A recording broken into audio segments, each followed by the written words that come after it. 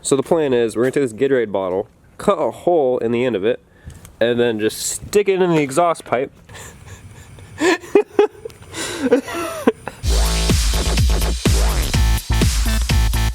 What's going on, guys? So today we're fixing the piece of Ford. It's got a really bad exhaust leak, and we're in before the shoulda bought a Chevy comments.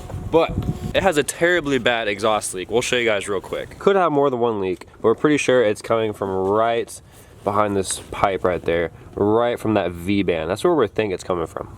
Let me start it up. Well, Zach's underneath it. You see anything, buddy? I was trying to see if you can get it from down here, but that's a no-go. Yeah, no, there's no way. That's a really big no-go. We have to take this cowl off. I don't know. Today's video is gonna be focused on fixing this thing and getting it back on the road. We have two big events coming up in February, and we need this thing to be good, golden, ready to go. All right, Zach, go and start it real quick. Let's show them how bad this leak is. This thing leaks worse than Snowden. All right, let's see. Yeah.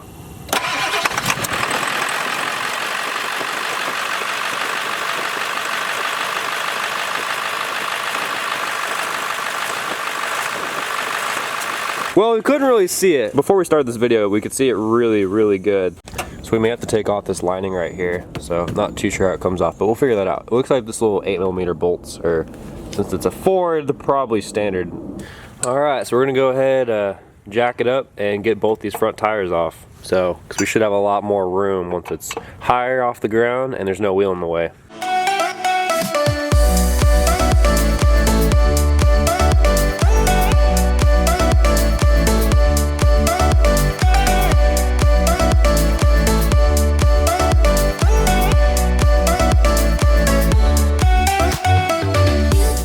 All right, guys, fender liner, that was a pain in the ass, but it's out.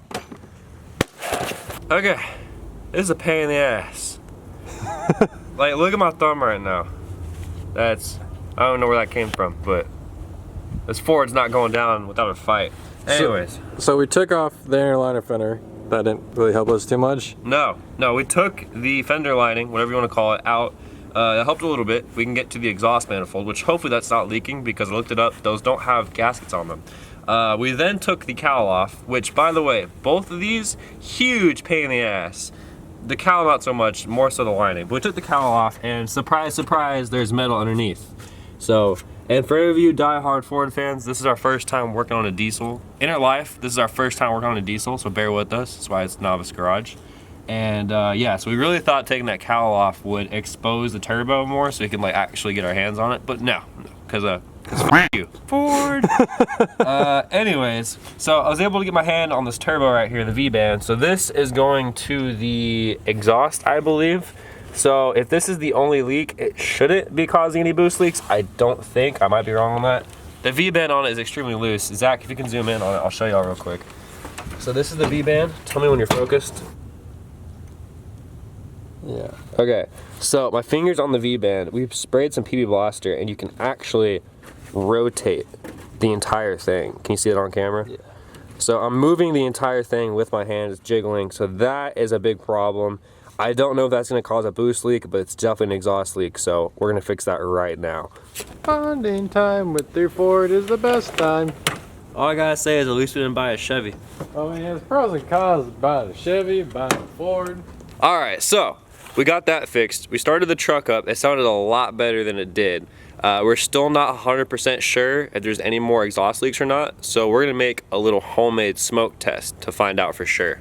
So the plan is we're gonna take this Gatorade bottle, cut a hole in the end of it, and then just stick it in the exhaust pipe and wrap that in duct tape, and we'll take this little cap off and vape into the cap, and that should, in theory, push vape smoke through the entire exhaust system, and if there's any leaks, expose those leaks through the smoke coming out. So, let's give it a shot. It's gonna work, Zach? I don't know. Do you want me to hold that bottle? Nah. Oh, Jesus, okay. Ow. All right, so we got our hole cut.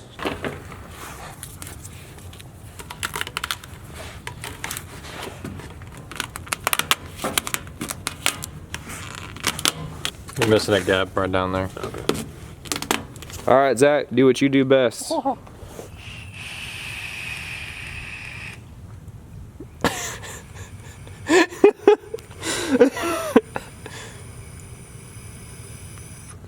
You have to keep going.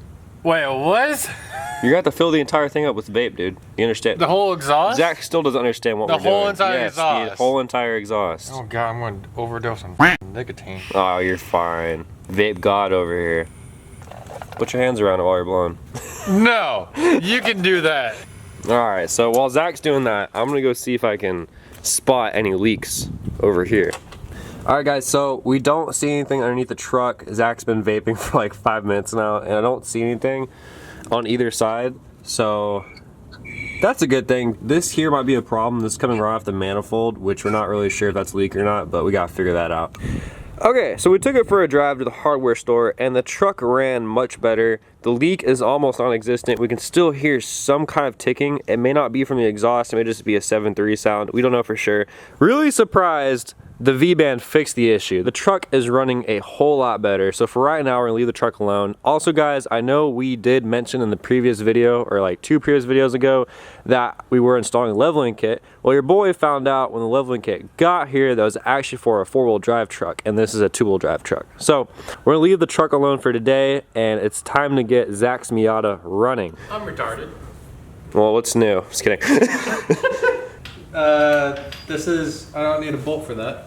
Wait, so we went all the way to the hardware store for a bolt that we don't need, yeah? Yeah? Okay. We had to go take it for a test drive, but we didn't have to drive that far. Whatever. Yeah. Anyways, guys, so Zach's Miata's been down for a few days now, but it's because his engine's a cobbled together Frankenstein motor of a 2003, what? So it's, the motor originally came as a 2003 VVT 1.8, right? Uh-huh.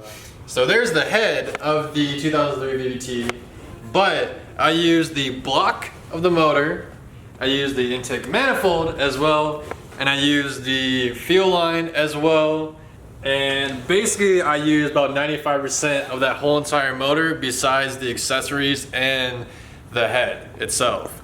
Basically it's a Frankenstein motor now. So I'll sum it up what Zach just said in 5 seconds. So it's a VVT engine without the VVT, basically. Okay. So, it's taken a while. Zach had a couple setbacks. He broke a bolt off in the crank pulley, a whole bunch of stuff. But anyways, the motor is finally ready to go in. I think we should call it an engine, because technically a motor is like a Tesla. Like, yeah. A motor's technically like an electric motor. It's an engine. Okay. We're about to put the engine and the transmission in the car, so let's go ahead and knock that out.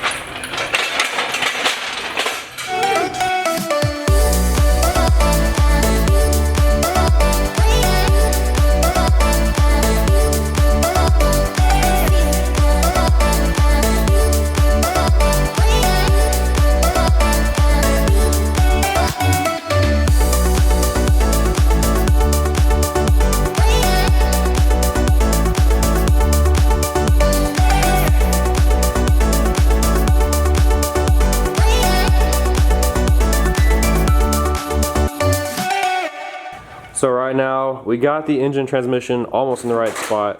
We're in the process of hooking the motor mounts up, which is basically aligning them.